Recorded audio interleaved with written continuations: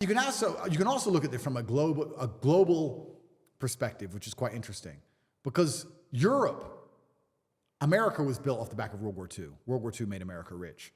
But Europe, for the longest time, got rich off the exploitation of second and third world nations. That's how it got rich, by building empires in Africa and Asia, etc. Colonizing countries. Yeah, colonizing countries. That's how they got rich.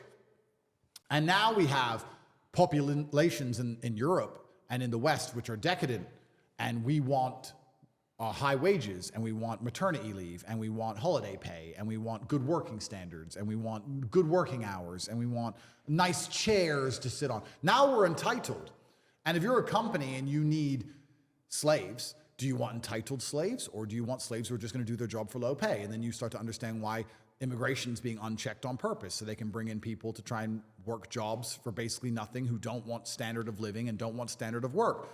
And what they're effectively doing now is, instead of exploiting the second and third world to benefit Europe, the globalists are now decimating Europe on purpose so that they can live somewhere else. And okay, that's going to prop up the economies of the second and third world, so the whole thing is reversed. Instead of destroying the second and third world for the benefit of Europe, they're going to destroy Europe, and that's going to benefit the second and third world. But they're globalists and they don't care. All they care about is forever profits. They'll go live in Saudi.